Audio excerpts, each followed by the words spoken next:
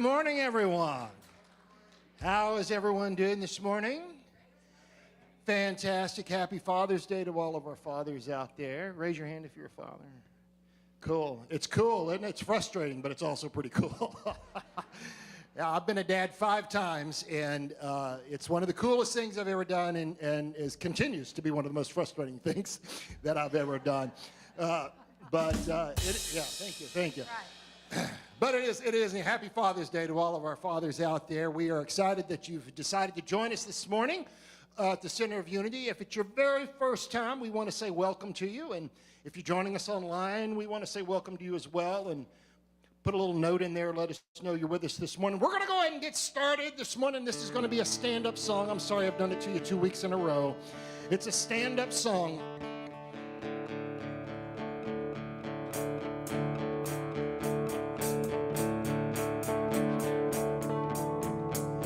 I was buried beneath my pain. Who could carry that kind of weight? It was my tomb till I met you. I was breathing but not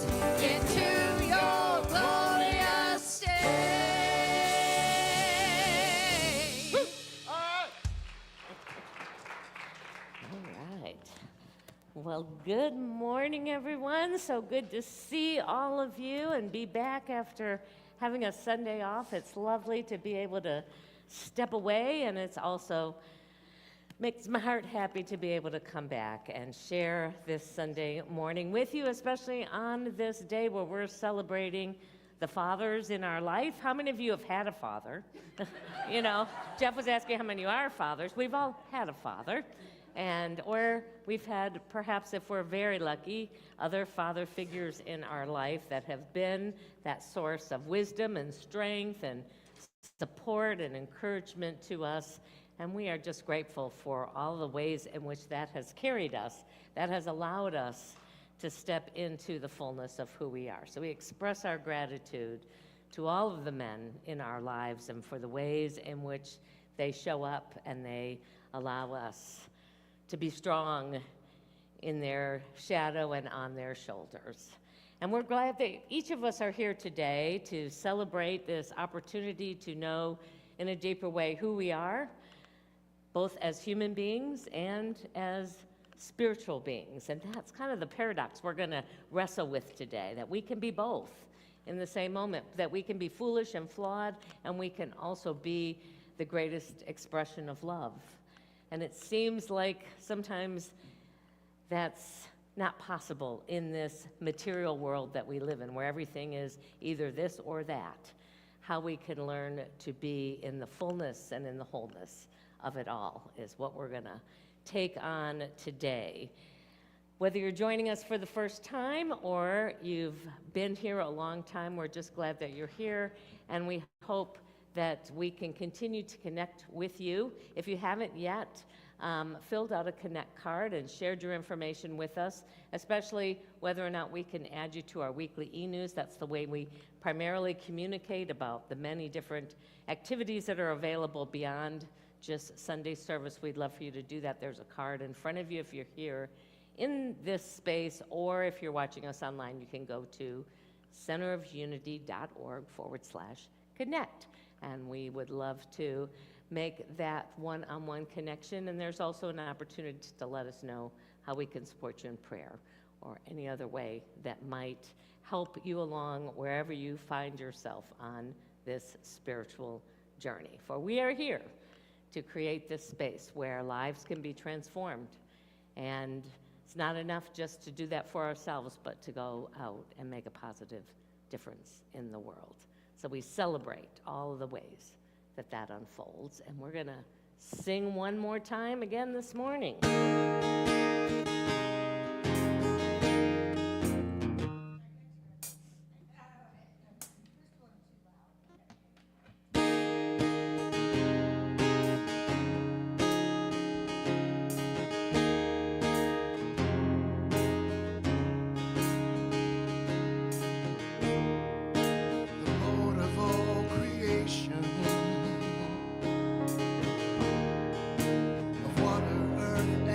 Sky.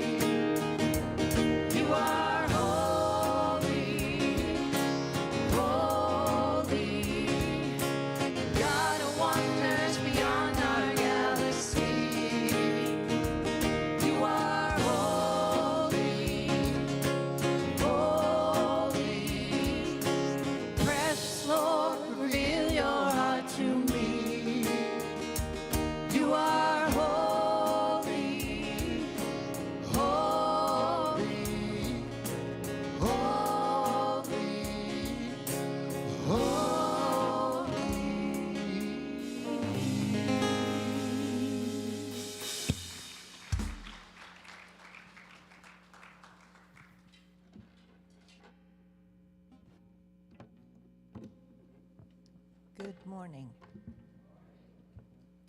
I'm Norma, and this is Johnetta.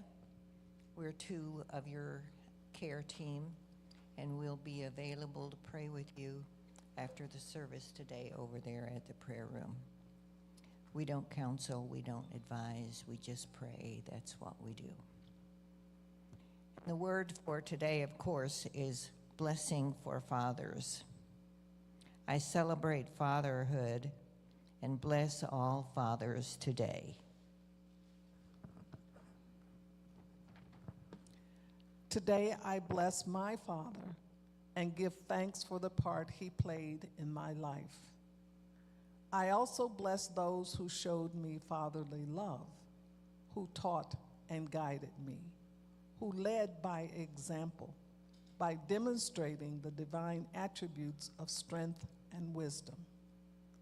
The love and support I received from all the father figures of my life helped me become the person I am today. I am grateful for these special ones who saw my potential and encouraged me to reach high and pursue my dreams. I am also thankful to them for the encouragement they provided during times of disappointment and discouragement. I bless the world's fathers and pray they know the support and guidance they have so lovingly shared with me. And the scripture is from Proverbs 27. The righteous walk in integrity. Happy are the children who follow them.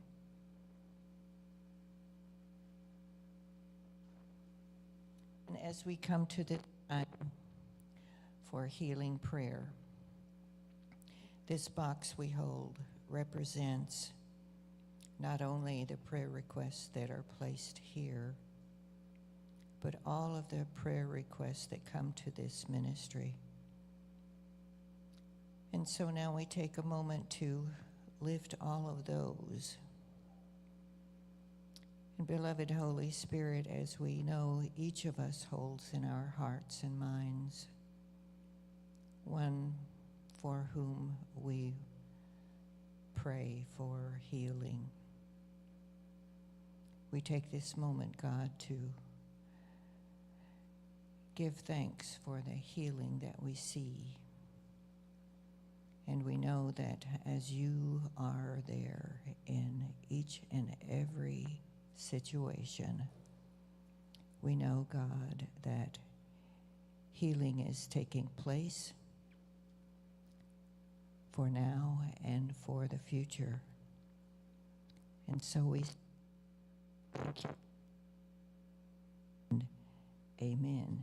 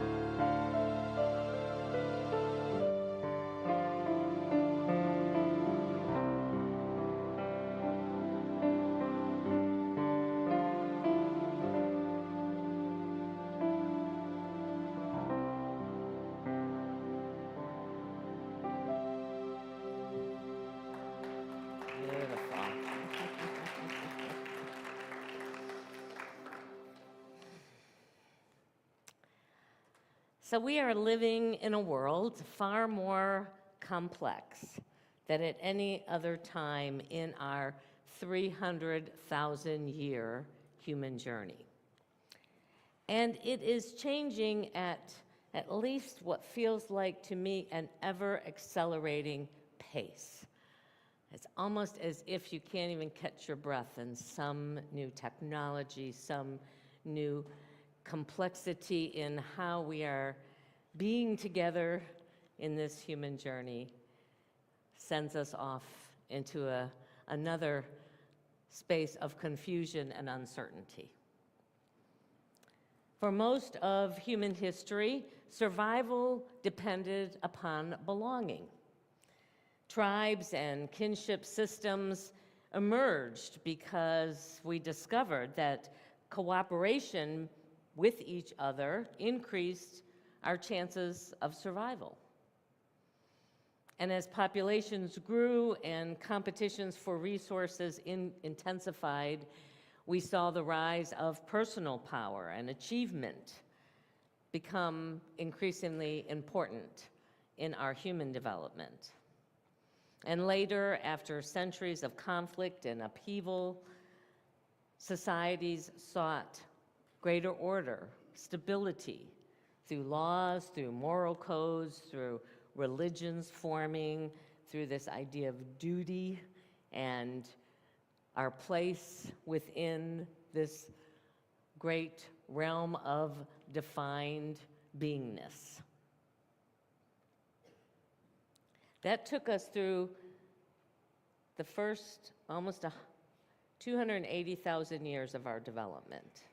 And it's only been in these last 1,800 years, which is like a blink in the big scheme of things, for things to really begin to accelerate and move at a pace unlike any other time in history. Beginning around the scientific revelation, humanity's worldview shifted dramatically. People increasingly look to reason, to individual achievement, to personal enlightenment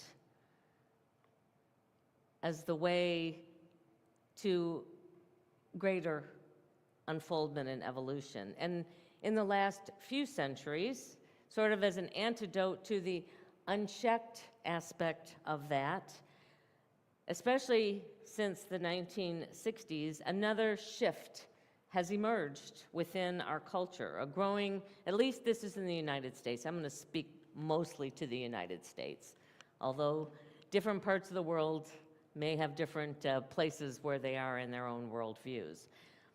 But what has emerged now is a growing awareness of diversity and inclusion and the environment and responsibility and the importance of every voice being heard, probably never before in this same way in our human development.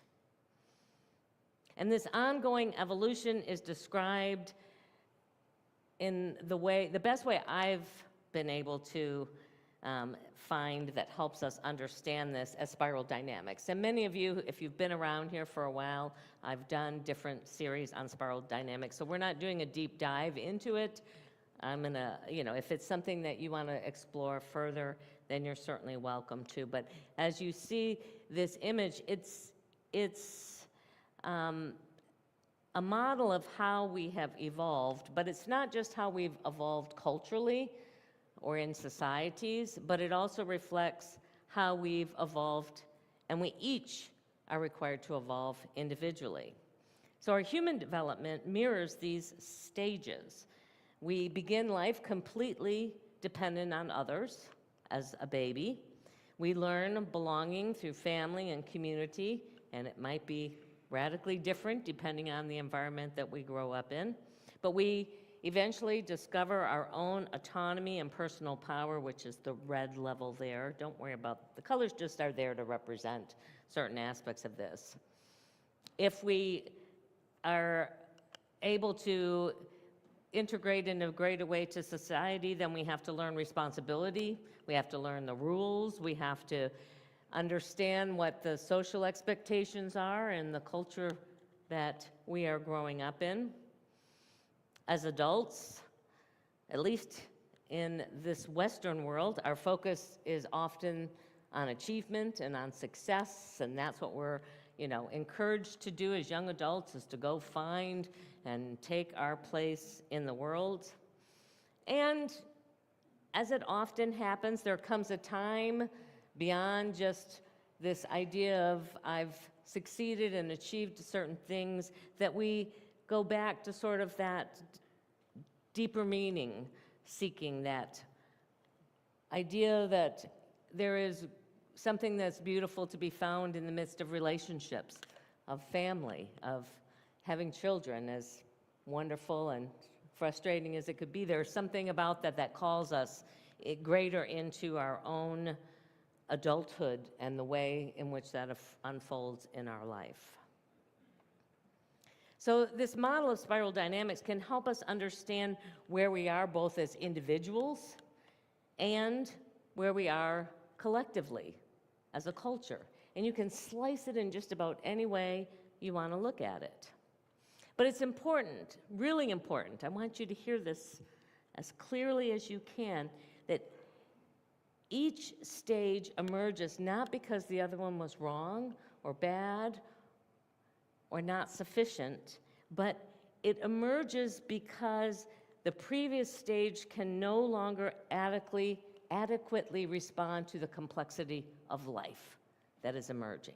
Each one emerges to become a greater container for complexity, not for better or for worse, but is able to manage a much more complex ecology of humanity, if you will, especially the way the world is so interconnected right now. Gary Simmons writes this in his Integral Ministry Practice book, which is part of what I've been studying and working with within this community. He says, each stage is necessary for our healthy development and cannot be skipped. So it's not about, oh, I'm too evolved to, we go through each one of these as part of our own development, and none of them are bad or wrong, better or worse. Just as an adolescent is not better than a toddler, they are just at a different stage in their own development. They have, as they grow, a greater and greater capacity to handle more complexity. And these worldviews also shape and have shaped our churches, our spiritual communities, our centers, whatever name that you want to give to them. Traditionally, for thousands upon thousands of years, the model that has served is congregations that are centered around order, providing moral clarity, and demanding respect for authority. There's been some shift in this to what some would call modern churches that took that but expanded it to individual prosperity and achievement and success. When I first came to this church, that was its core function. You took 4T classes, you learned how to manifest, how to co-create, how to, bring into the world that's what you wanted to experience. And it absolutely, is within our power to be able to do that.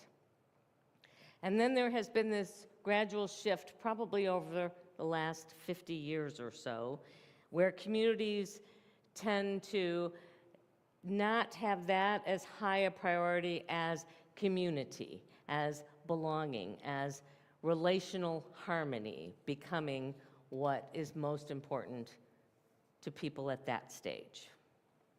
And conflict arises not because any of these perspectives are wrong, and I want you to hear this very carefully too, but because each tends to assume that its worldview is the right one for everybody. It's not that they're wrong, it's just that we have made them wrong. We say, oh, those people that all they do is focus on money, they're just horrible. They're corrupt, they're whatever names we want, and all those woo-woo people who just want to sit around and kumbaya and support each other. They're just, that's just awful. It's both. It's each one of them are a part of who we are in our humanity. And where we're being called right now is to get to that place where we can see the value and we can embrace each one of those aspects of us in a way that honors and values all of it. And it's not easy to do. The increasing complexity of our world is inviting us into what Spiral Dynamics calls a second tier. I'm calling this is the Christ consciousness. We talk about what Christ calls us each to do, but most of us have a pretty hard time living it for any length of time. To live in that place of non-judgment, that place of forgiveness, compassion, kindness, understanding, when in our face is something that we disagree with, call evil, call wrong, call whatever we want to say. And I don't care what side you're on, there's plenty of it for everybody. But as long as we're in that place, as long as it's either this or that, we will struggle. And eventually, things will collapse until something new can emerge. It is just the place we are in our evolution of our consciousness. So second-tier consciousness moves us beyond either or, that thinking where it's this or that, to both and. I know Kenny's back there going, she's back on the both and again. And sometimes we think, I'll say to somebody, you mean both? No, most definitely, there is no either or in that. There's right and there's wrong, and there's no in between. How many of you ever been in a situation where you felt like with absolute certainty that is wrong and that is right? If you haven't, then you're back in the earlier stages where you haven't awakened to that diversity and complexity of our thinking. It is that's part of our humanity. And one of the deepest paradoxes that we're invited to embrace is that we are both human and divine. Our humanity says it's either or. Our divinity says it's both and. And the truth is we're both. And we're both at the same time. We're both finite and infinite. We are growing, and we are already whole. We're separate, and yet we're profoundly connected. We're wise in some moments and foolish in others. And we are called to embrace it all without making it right or wrong or good or bad. Jesus is probably one of the few that I've ever seen who was able to embody this paradox fully. He wept, he suffered, he questioned, and he prayed as a human being while simultaneously expressing the presence of God within him, speaking from a place where there was no separation, inviting us into knowing both. His life suggests that spiritual maturity is not about escaping our humanity. It's not that somehow we can become spiritual enough that we can let our humanity go, but awakening to the divine presence that is right in the midst of the messiness of our humanity.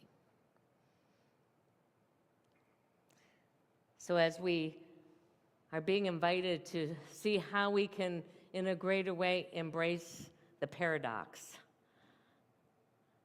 having these two seemingly opposite things be true at the same time, I'm going to invite you as we move into our meditation to see how we might, in our own interbeingness, both from a human and divine perspective, be able to perhaps see it in a different way. So as you just begin to bring your attention inward, perhaps shutting down your eyes so that you can be fully present to what's unfolding in the interior of your being rather than the awareness of what's happening around you. And I invite you to place your attention in your heart space, that place that is and can be the bridge between our humanity and our divinity. The place where paradox can be embraced, where both seemingly contradictory things can be true.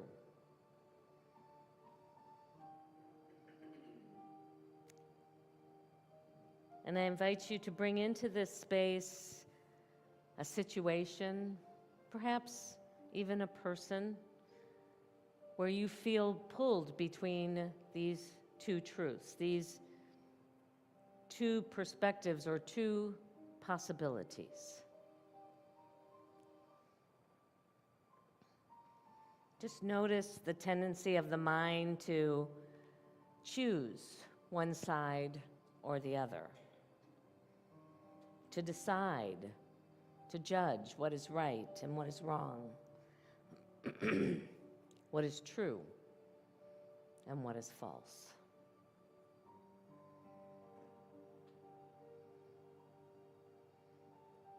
Now, as you breathe deeper into the awareness of your heart, see if you can let go just for these next few moments the need to choose.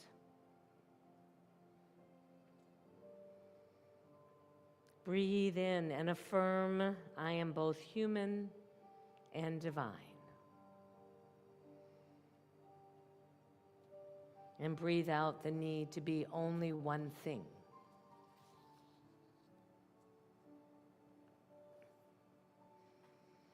Breathe in the awareness that I am both growing, changing, evolving, and already completely whole.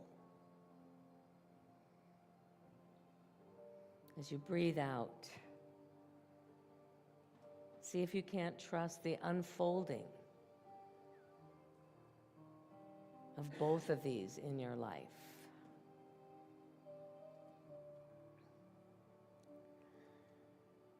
Breathe in your ability to hold both uncertainty and wisdom in the same moment.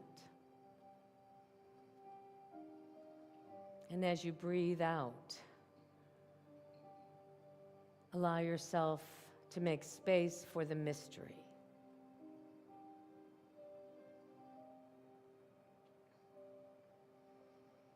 Imagine yourself standing in a field of infinite possibility. Before you, you see two paths appear.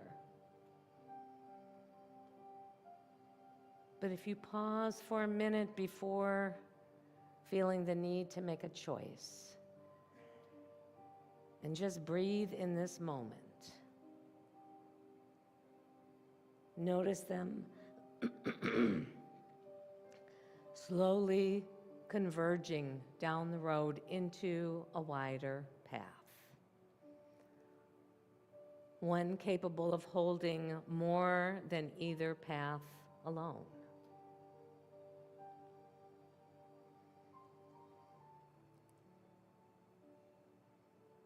Rest in the awareness that God is greater than the limitations of either or thinking.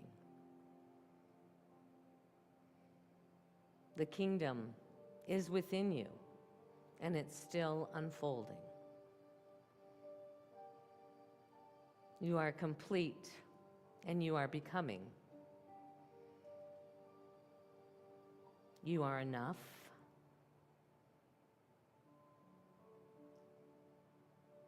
And you are becoming enough. You are at peace. And you can struggle. Allow these truths to coexist within you.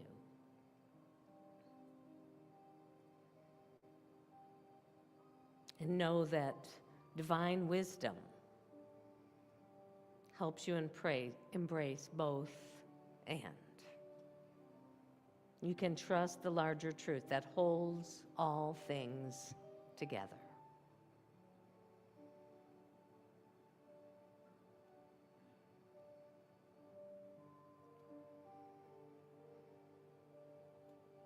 Take another deep breath,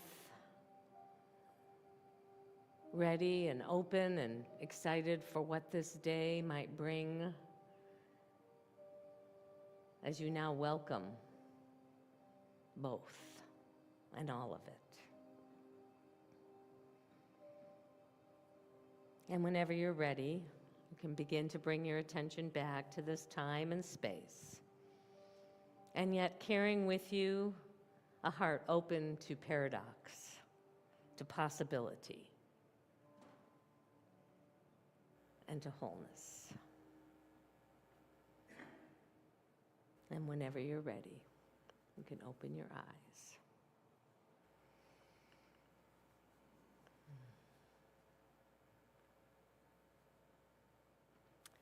So just as our lives and as our world are being asked to hold greater complexity, so too are our spiritual communities. You know, for decades, churches across all traditions have experienced steady institutional decline. We've talked about this before. Leaders often point to cultural distraction, political polarization, digital spirituality now emerging, changing family structures, the lingering effects of the pandemic. We can look at and assess and point to a lot of different things. And I think while each of these factors do play a role, they also point to something deeper. And that is a shift in the consciousness, in the container itself. For centuries, the church has largely been organized around a minister-centric model. That means that the minister served as the spiritual guide, as the teacher, as the caregiver, as the administrator, as the visionary, as the symbolic parent of the community. The minister was asked to do it all.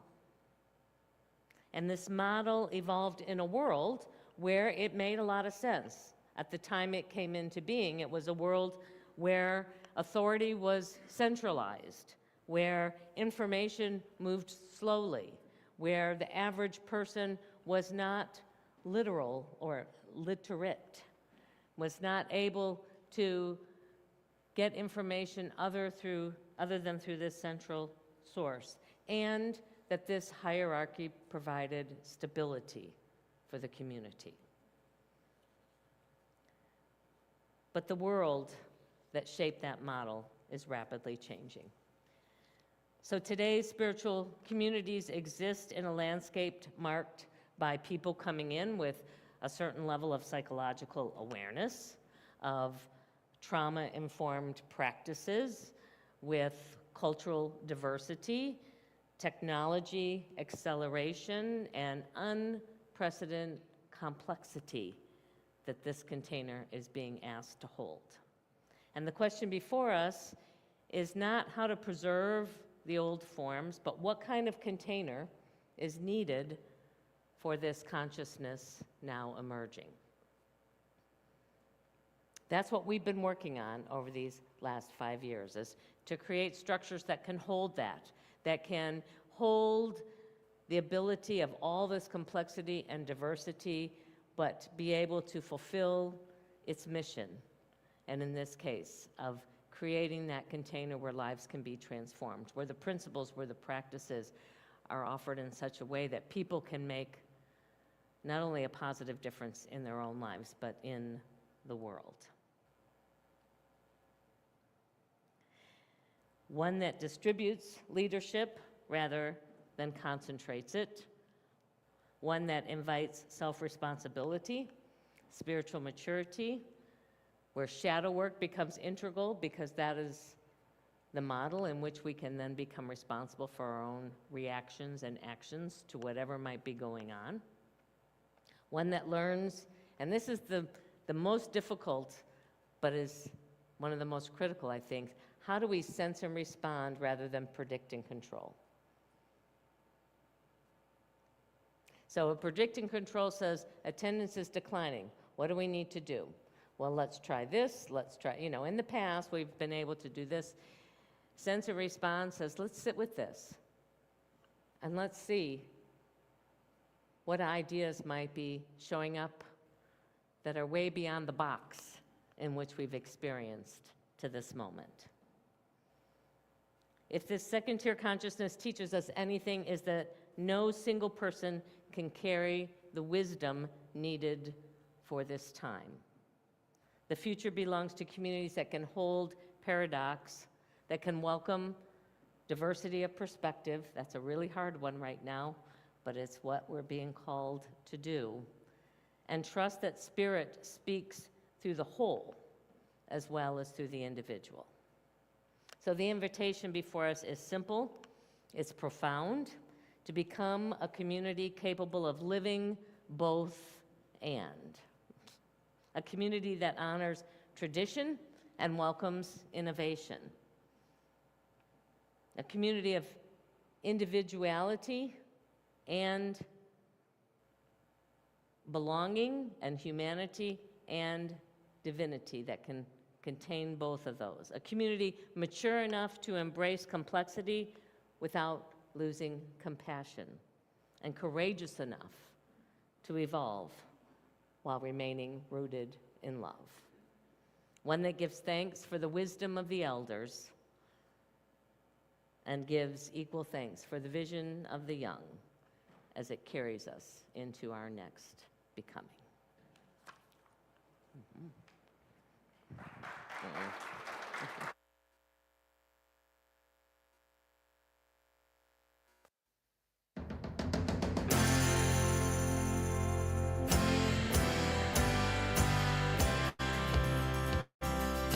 You're the soul who understands the scars that made me who I am. Through the drifting sands of time, I got your back and you got mine. If you bear a heavy load, I'll be the wheels, I'll be the road.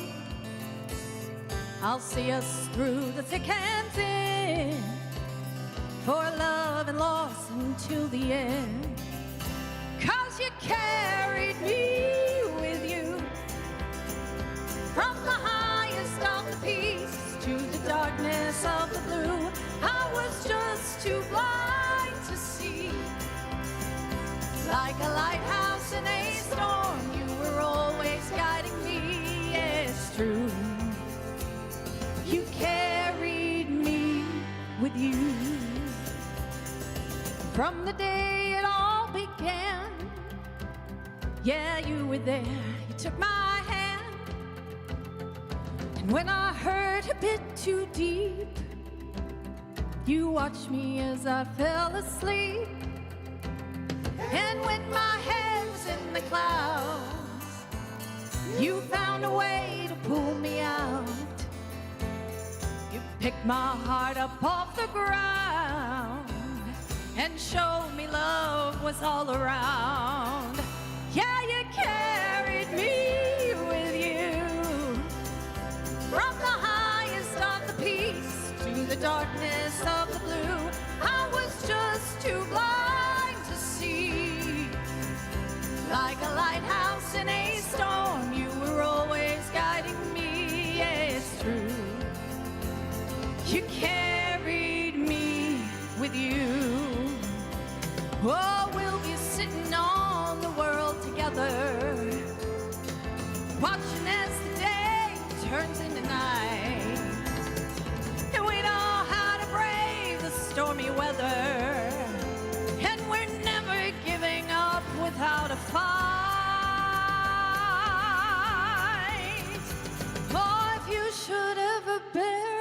heavy load.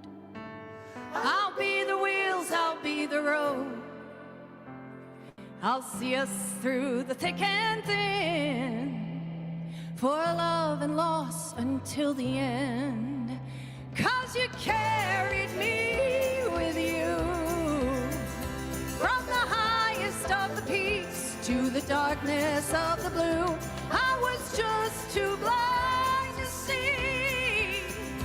Like a lighthouse in a storm, you were always guiding me. Yeah, it's true. You carried me with you. Oh, you carried me with you. Happy Father's Day.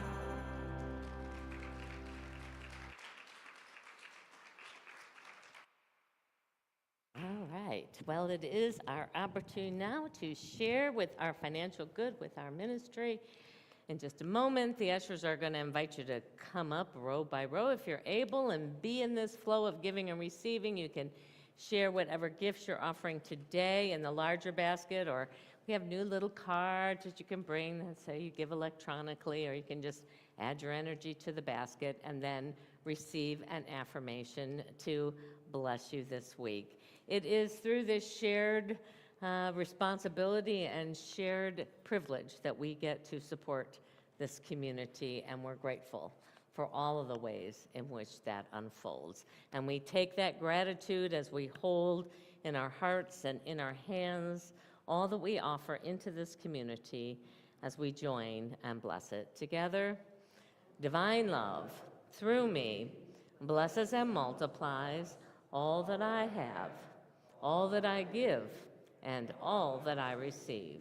Thank you, Father, Mother God.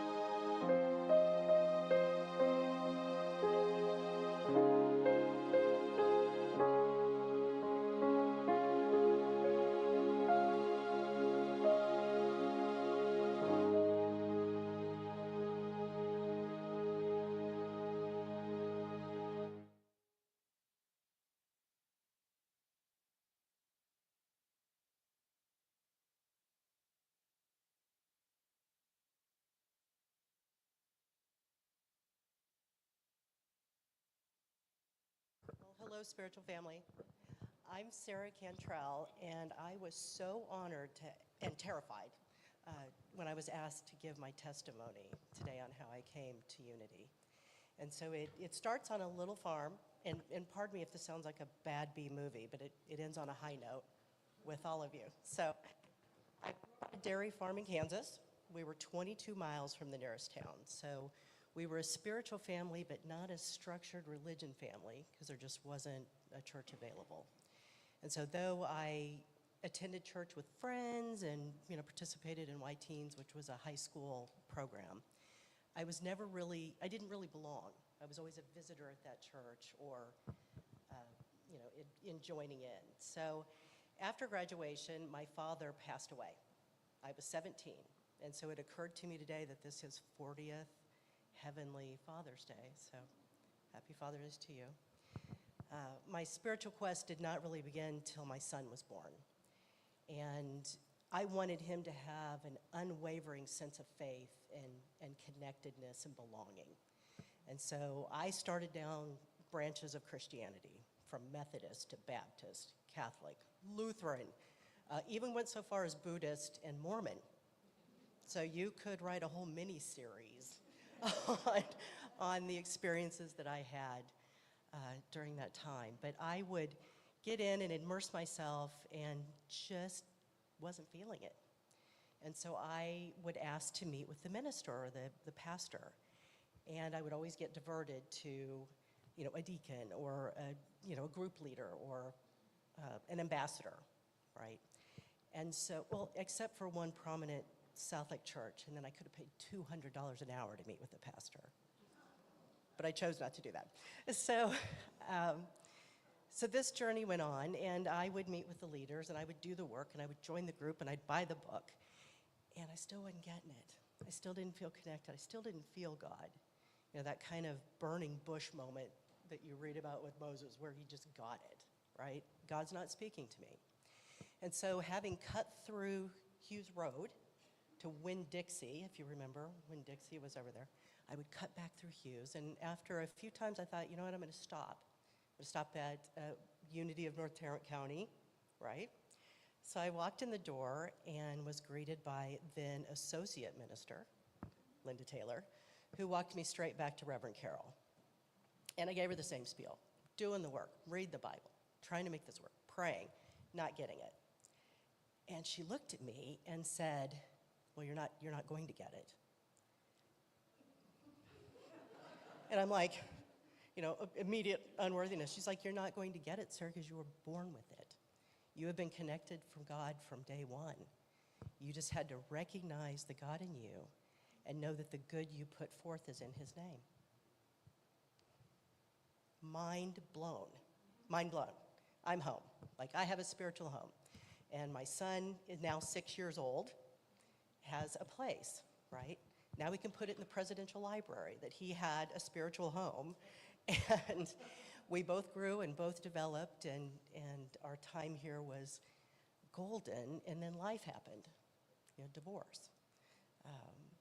A myriad of bad decisions that follow that, many of which Linda held my hand through, not only as my minister, but as my friend.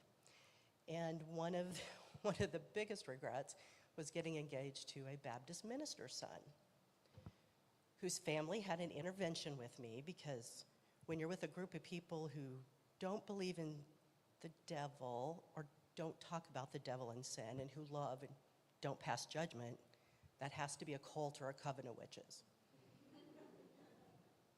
Right? So I didn't believe that, of course, but I wanted to appease my new family and fit in, and for Grayson to have this stable home. So fast forward through domestic violence, foreclosure, devastating loss of jobs. I was angry. I was angry with God, because how could a God want me to have an unfaithful husband, a ragingly violent engagement? And when that ended, I sat, and like a good parent, God let me sit in my angry pants, right?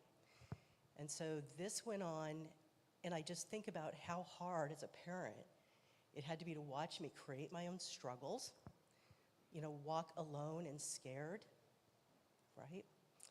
I wanted that microwave God that fixed everything in a minute 30, when in fact, I've learned he's a 10-hour crockpot God, right? But he's cooking up something good, and that good came back to me when I was going to play pickleball at Chicken and Pickle one Sunday morning. And I pulled in, and the parking lot here at church was full, and there was one visitor spot. So I pulled in, texted my friends and said, hey, being called to church. I'll catch you later. And I walked in my shorts and my pickleball t-shirt and saw so many faces who had been here before, and we're talking 15 years ago, and was welcomed back into this fold, thankfully. And that's been about 18 months now.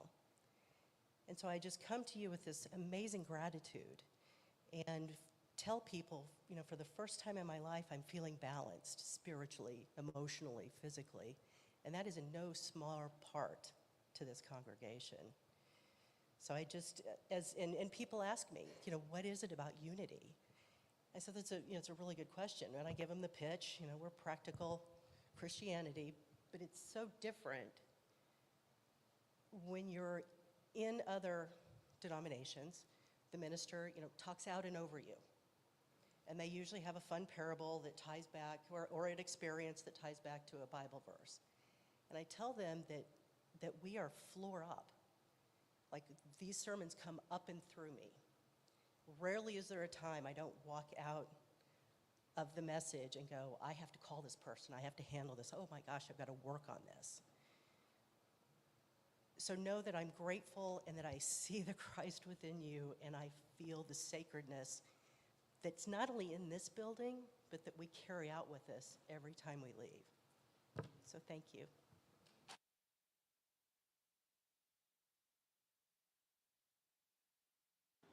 Here's what's coming up at Center of Unity. Today we honor and celebrate all who express the loving, guiding, and supportive spirit of fathering in our lives. We give thanks for the wisdom, strength, and compassion shared by fathers, grandfathers, mentors, and spiritual guides everywhere. We need 8 volunteers to help keep our church grounds beautiful. It will only take about 1 to 2 hours once a month. If you're interested in helping, contact Diane Diven or Kenny Green. Join the Court Group for a fun afternoon of great Texas barbecue and laughter at the Feed Store Barbecue in South Lake on Sunday, June 28th, right after service. RSVP by June 24th to Barber Looters. There are multiple ways you can make a donation to Center of Unity. You can drop your donation off at the church, mail it to our P.O. Box, visit our website, or use the COU or Venmo app. Your continued support is greatly appreciated. All right, well, thank you for joining us this week, and let's sing our kids in.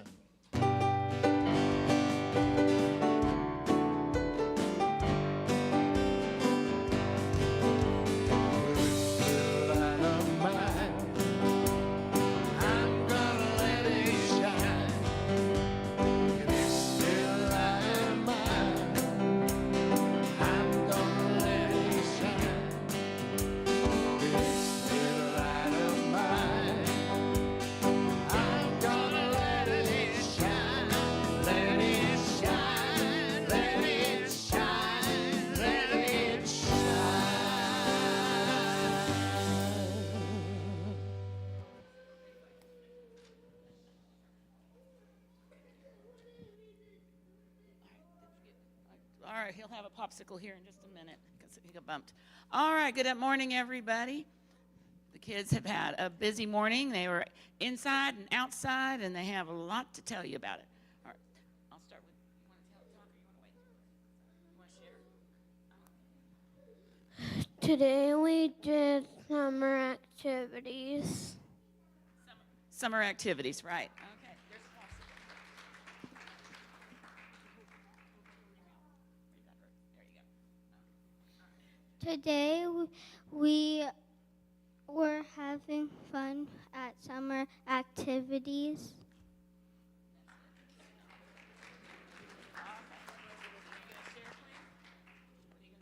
I like the Lego movies. Yeah, all right. Today we watched the Lego movie, and then we asked questions about a God. So they watched the first 10 minutes of the first Lego movie, and it's very interesting. A lot of stuff to learn. Okay. Like stated, today we watched the Lego movie, and we viewed some lessons in it, like how the main character tries his best to follow the rules and fit in whenever you really could just be creative and be yourself, and you will naturally fit in. Yeah. We put Mentos into Coke. What'd you say? Oh, Mentos and Coke, yes. So it's wet and sticky. All right. Anyone else? No. Okay. All right. All right, let's stand up together. We want to do a big circle. Let's do the big circle. And we're going to sing our peace song.